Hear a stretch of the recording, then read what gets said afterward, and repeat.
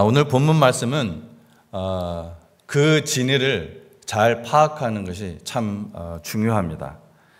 어쩌면 여러분이 오늘 본문 말씀이나 혹은 설교 제목을 보시면서 이거 나도 알지, 이 설교 많이 들어봤지 라고 생각하는 분들이 분명히 많을 겁니다.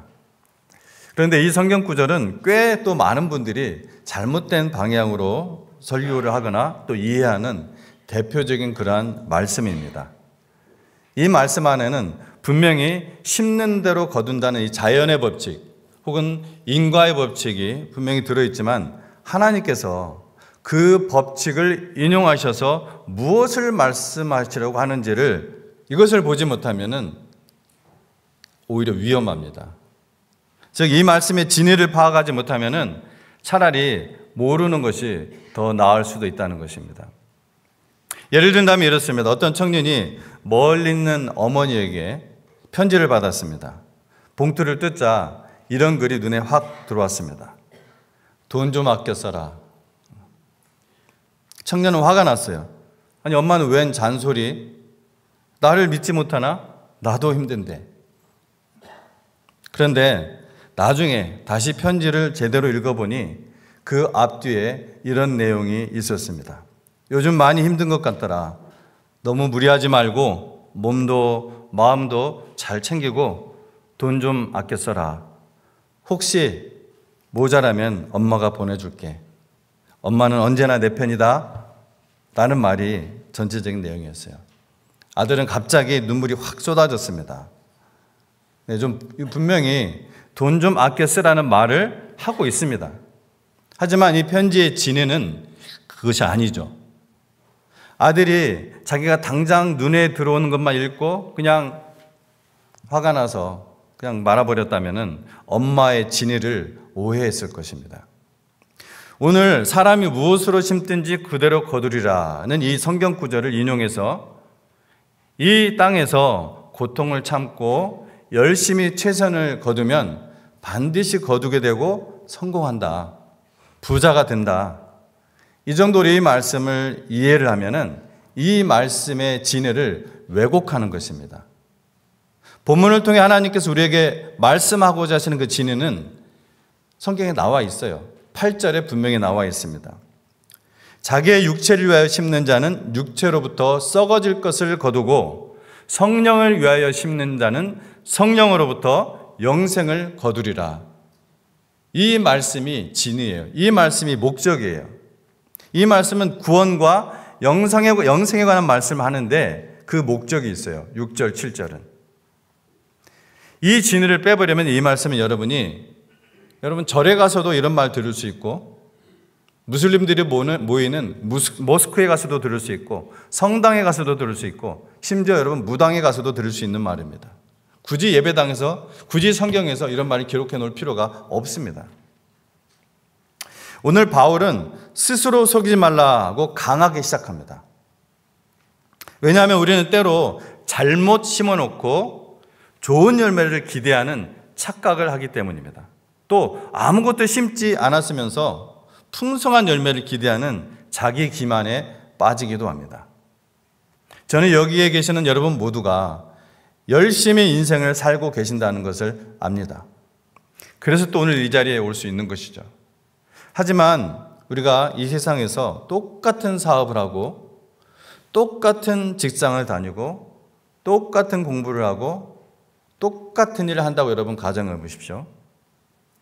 어떤 사람은 하나님 보시기에 똑같은 일을 하는데 어떤 사람은 하나님 보시기에 잘못된 것을 심는 것일 수 있고, 똑같은 것을 하는데 어떤 사람은 좋은 것을 심는 것일 수가 있습니다. 그것은 우리가 이 생의 삶을 마치고 하나님 앞에 설 때가 되어서야 알 수 있는 것이 아닙니다. 만약 그렇다면 우리의 인생은 얼마나 불안하고 또 불쌍하겠습니까?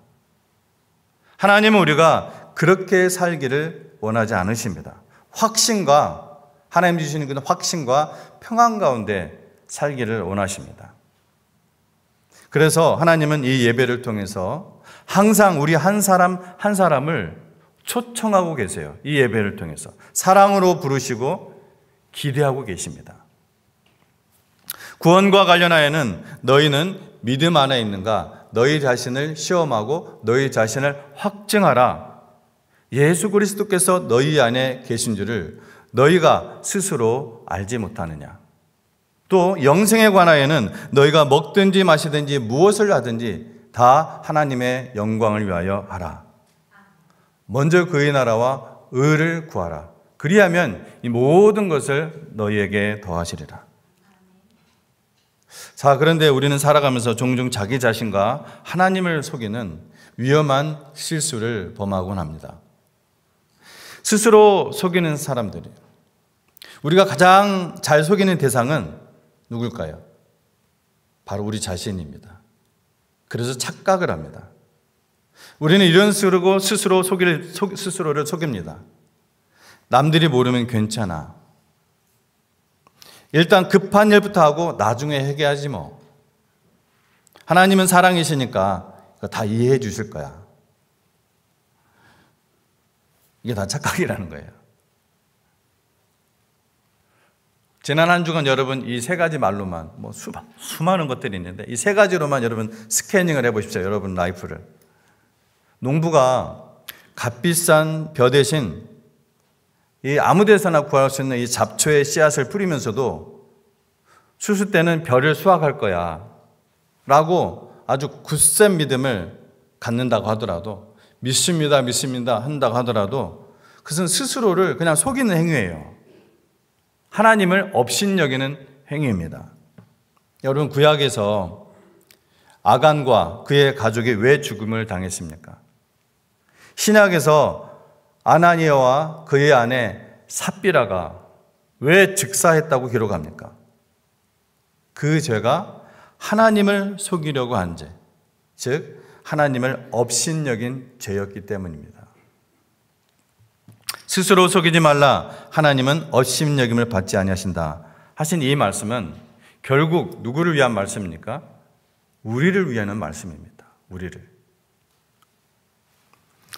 8절 말씀을 다시 보십시오. 자기의 육체를 위하여 심는 자는 육체로부터 썩어질 것을 거두고 성령을 위하여 심는 자는 성령으로부터 영생을 거두리라 하고 하셨습니다. 제가 이 말씀의 진행은 구원과 영생에 관한 말씀이라고 말씀드렸습니다. 여러분, 구원 받으셨습니까? 우리가 매주 이렇게 주일마다 예배를 드리지만 굉장히 중요한 질문이에요. 이게 스타트거든요. 나는 하나님의 자녀인가? 나는 구원받았는가? 여러분, 혹시 아직 십자가의 그 복음을 믿지 않고 계시는가요? 오늘도 예수님은 거기부터 시작합니다. 손을 내밀어서 이렇게 초대하고 계십니다. 내가 너의 죄를 대신해서 죽었고 부활하였다. 나를 주님으로 그리고 구세주로 영접해라. 그리하면 영원한 하나님 아버지의 자녀가 될 것이다. 또 영생이라고 했습니다. 영생이라는 말씀도 우리가 잘 이해해야 됩니다. 이 영생은 구원만을 이야기하는 것이 아닙니다. 단지 born again, 구원, 다시 태어난, 신분적으로 하나님의 자녀가 된 그 구원만을 이야기하는 것이 아니에요. 하나님이 주신 생명으로 살아가는 것이 영생입니다. 하나님이 주신 그 영원한 생명으로 살아가는 것. 그리고 이 땅에 사는 동안은 그 하나님의 나라를 준비하며 살아가는 풍성한 삶인 거예요. 예수님은 말씀하셨습니다. 내가 온 것은 양으로 생명을 얻게 하고 그 다음에 더 풍성히 얻게 하려는 것이라 말씀하셨어요. 8절에서의 의미가 그것입니다. 오늘 본문 8절에서 성령을 위하여 심는 자는 성령으로부터 영생을 거두리라. 즉 이 말씀은 단순히 구원을 받는다, 그 말씀이 아니라 그와 함께 주시는 풍성한 삶을 거둔다는 것입니다. 제가 이해를 좀 더 돕기 위해서 성령을 위하여 심는 자는 어떤 사람을 말하는 것인지, 어떤 삶을 말하는 것인지 좀 더 구체적인 상황 설정을 해놓고 여러분 말씀을 드리도록 하겠습니다. 예를 들어서 지금 추수감사의 달인데 지난 주간은 추수감사절이 있었고 감사할 수 없는 상황이 우리에게 많이 생기잖아요.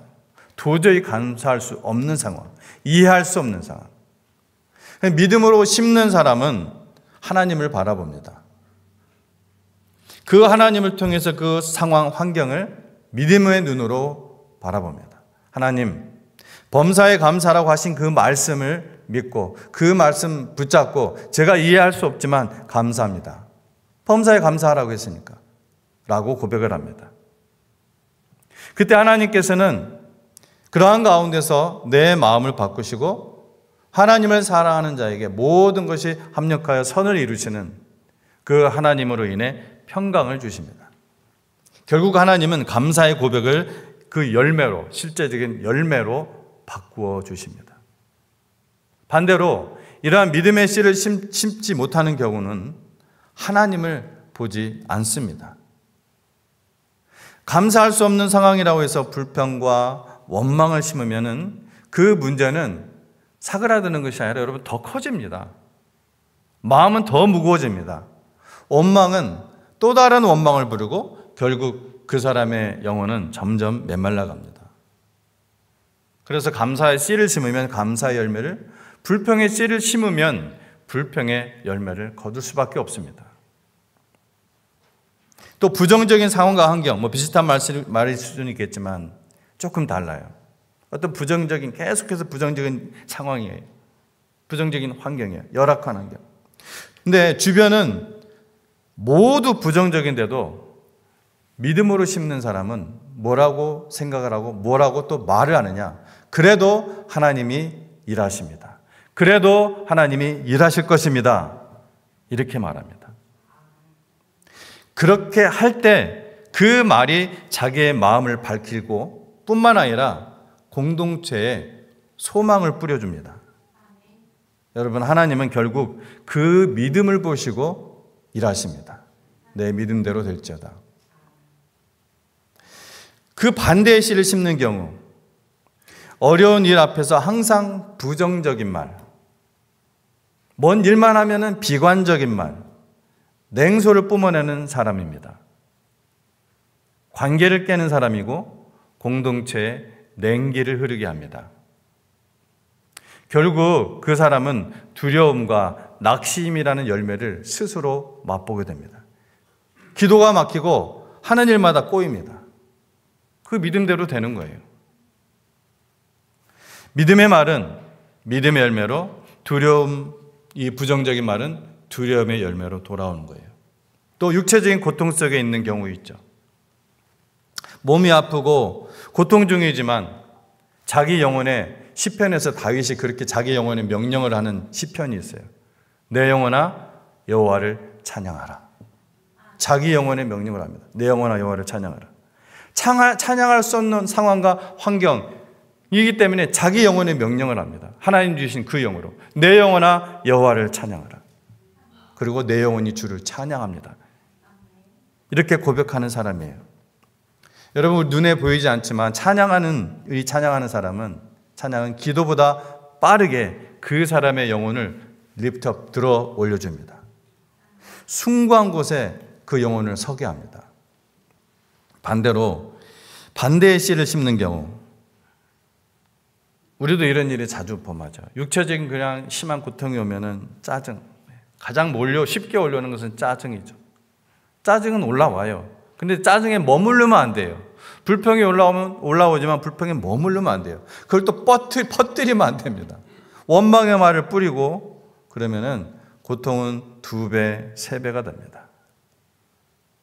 영혼이 먼저 무너지고 마음이 병들기 시작합니다. 여러분, 찬양의 씨는 새 힘을, 불평의 씨는 더 깊은 고통을 거두게 한다는 거 여러분 기억하시기 바랍니다. 그럼 여러분, 성령을 위해 심을 것인가, 육체를 위해 심을 것인가? 바울은 선택을 분명히 말합니다. 육체를 위해 심는 자는 썩어질 것을 거두고 성령을 위해 심는 자는 영생을 거둔다. 우리는 매일 선택합니다. 그리고 매일 씨를 뿌립니다. 여러분, 감정도 씨이고 말도 씨이고 태도도 씨입니다. 하루 중 어떤 순간들은 우리를 시험합니다. 감사할 수 없는 상황, 부정적인 생각에 몰려옴, 몸이 힘들고 감정이 바닥일 때, 그때 내가 무엇을 심느냐가 앞으로의 열매를 결정합니다. 마지막으로 우리가 생각할 것은 뭐냐면은 이 씨를 뿌리는 사람에게 찾아오는 위험이 있는데 낙심하는 것입니다. 선을 행하되 낙심하거나 포기하지 말라. 9절입니다. 우리가 선을 행하되 낙심하지 말지니 포기하지 아니하면 때가 이름에 거두리라. 여러분, 이것은 신앙생활의 그 경력과 상관없이 모든 사람에게 찾아올 수 있는 그러한 시험이고 또 유혹입니다. 여러분, 선한 일을 하다 보면은 낙심할 때가 와요, 안 와요? 옵니다. 선한 일을 하면 항상 기쁜 게 아니에요. 낙심이 와요. 어쩔 때는 슬픔이 오고 어쩔 때는 배신감이 옵니다. 내가 하는 일에 대해서 인정받지 못할 때 그 낙심은 더 은근히 커집니다. 나는 한다고 했는데 아무도 알아주지 않고 감사하다는 그 표현도 안 하고 내가 섭섭한 거예요. 어떤 때는 심지어 내가 베푼 호의에 대해서 오해를 받을 때도 있어요. 그러면 낙심하잖아요. 예를 들자면은, 교회를 예를 들자면은, 여러분 각 부서에서 혹은 집사로서 리더의 자리에 계셔본 분은 아시겠지만, 경험을 또 해봤겠지만, 리더는 여러분 외로운 자리입니다. 교회는 돈을 버는 직장 아니잖아요. 오히려 주님의 몸이라고 하신 이 교회 성도들을 섬기고 주님을 위해 내가 드리고 희생하는 공동체가 바로 교회입니다. 그런 의미에서 한국어로 잘못된 습관이 하나 있는데, 예배 보러 간다는 잘못된 말입니다. 나 예배 보러 갑니다. 아닙니다. 본인이 하나님이 아닌 이상 예배 보러 가는 사람이 아닙니다. 예배 드리러 가는 것입니다. 그래서 영어로 뭐라고 해요? worship service라고 하는 것입니다. 서비스예요, 서비스. 우리가 서브하는 거예요. 주님의 몸인 교회를, 하나님을. 그런데 그렇게 하나님을 예배하고 섬기고자 하는 사람들, 하나님을 알기 원하는 사람들이 다양해요. 그리고 또 이것이 자발적으로 모이기 때문에 모든 사람을 만족시켜 줄 수 없을 때가 많아요. 그래서 오해하고 비판하는 경우도 있겠죠.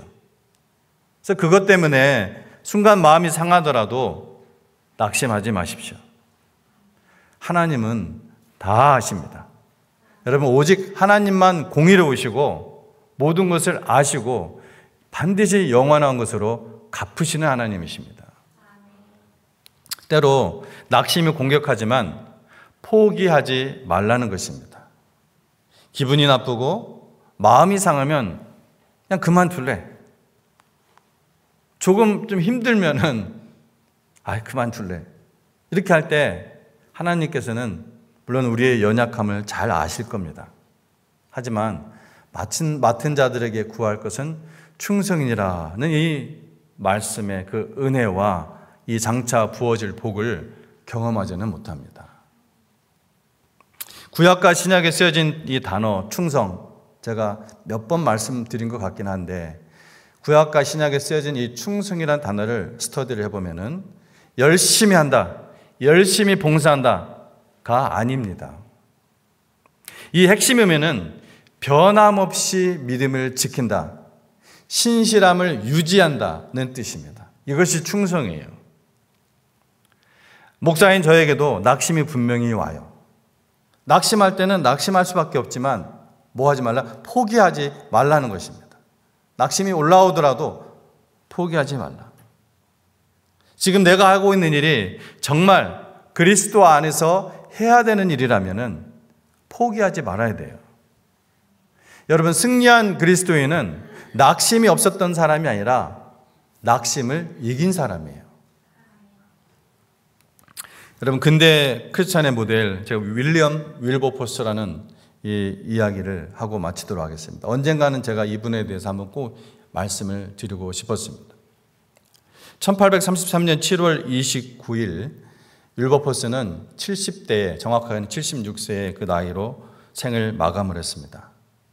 그는 젊어서부터 정치계에 입문했기 때문에 사업을 해서 돈을 번 것은 아니지만 그의 할아버지가 어마어마한 그런 갑부였기 때문에 그가 받은 그 유산 때문에 상당한 부자였습니다. 나중에 그가 해마다 익명으로 기부한 기록이 발견되었는데 그 기부 액수가 오늘날 가치로 100억입니다. 100억. 1년에 100억씩 기부했어요. 그는 그런 거액의 기부를 수십 년 동안 계속했어요. 그러다가 그가 숨을 거둘 때 그는 완전히 가난하게 죽었습니다. 실패한 것입니까? 그의 인생을? 망친 건가요? 여러분, 부자로 사는 것은 그 사람이 도적질하지 않은 이상 하나님의 복이 맞다고 저는 봅니다. 그런데 나누지 않아서 부자로 죽는 그것은 복이 아닙니다. 하나님 앞에 반드시 서게 될 때 그것은 참으로 부끄러운 일입니다.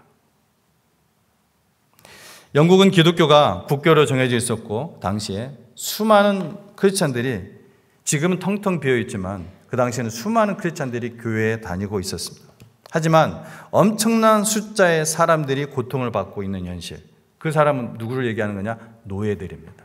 이 노예들이 엄청난 고통을 받고 있는 현실에 크리스찬들이 교회가 모두들 모르는 척하고 있었습니다. 그러나 윌버포스는 이것은 아니다. 이것은 하나님이 결코 기뻐하시는 일이 아니다. 또 이 영국이라는 나라를 위해서도 옳은 일이 아니다 하면서 당당히 외쳤습니다. 밖으로. 그렇게 투쟁하는 46년 동안 그는 생명의 위협도 당하고 테러의 위협도 느끼고 자기가 물려받은 그 어마어마한 모든 재산을 다 쏟아부어가면서 1833년 아까 말씀드린 76세로 죽던 바로 그 해에 영국 의회가 드디어 노예 무역을 완전히 폐지하는 법안을 통과시켰습니다. 역사적인 순간이었습니다. 한 알의 밀알이 땅에 떨어져 죽었을 때 그런 열매가 맺어진 거예요. 세상 사람들은 그를 바라보고 놀렸을 거예요. 수천억에 달하는 그러한 자산가가 자기 재산을 모두 남들에게 그들의 눈에 보기에는 쓸데없는 곳에 나눠주어 날려버렸다고 생각했겠죠. 그가 크리스찬으로서 남긴 업적은 이 영국 사회에 매우 커서 그가 죽을 때 그 죽을 쯤에 이 윌버포스의 영향을 받고 젊은 의원들 중에서 상당수가 예수를 믿고 복음을 받아들였다는 기록이 있습니다. 정치가로서 그가 복음을 삶에 적용시키기 위해서 이 부분을 찾아보면 흥미로운 것들이 정말 굉장히 많아요. 이 일뿐만이 아닙니다. 법적으로 이루었던 업적이 많아요. 많이 있지만 제가 오늘 여기까지만 말씀드리도록 하겠습니다.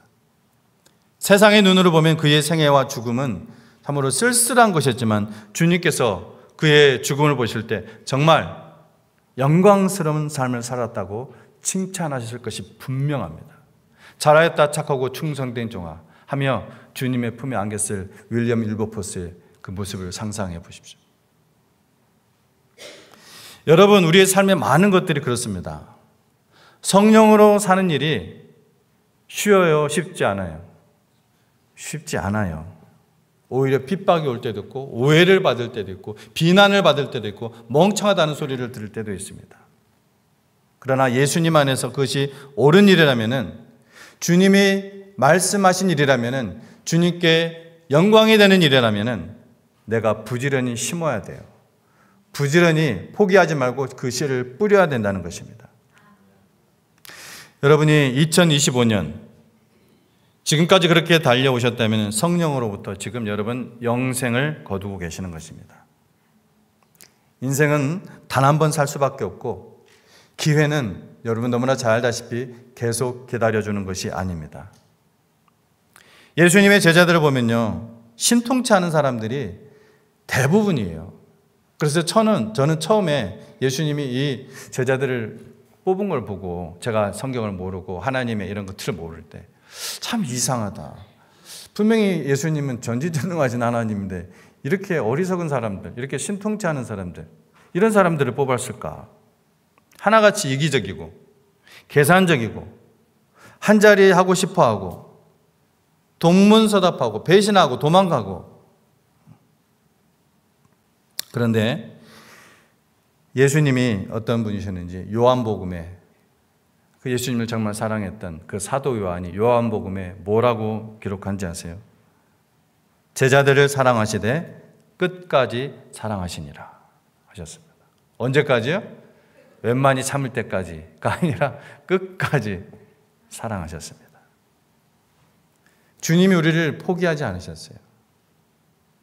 여러분, 주님을 사랑하기로 시작했다면은 여러분이 훅 올라오는 그러한 그 감정, 근심, 그 십자가 위에서 주님과 함께 죽은 것으로 여기지 않으시겠습니까? 내가 그리스도와 함께 십자가에 못 박혀 죽었다 우리 고백하지 않았습니까? 그런 의미에서 우리가 침례받지 않았습니까? 우리가 사랑하기로 시작했다면 끝까지 사랑합시다. 주님을 섬기기로 했다면 여러분 미지근하게 하지 말고 정말 후회 없이 눈치 보지 말고 열정을 한번 다해보세요. 인생은 단 한 번밖에 살 수 없고 기회는 계속 기다려주는 것이 아닙니다. 하나님의 선한 일이 시작했다면 그것이 하나님께 영광이 되는 일이라면 낙심하지 않고 포기하지 않고 끝까지 가시기를 축원합니다. 하나님은 사람이 무엇으로 심든지 반드시 그대로 거두게 하실 것입니다. 기도하시겠습니다.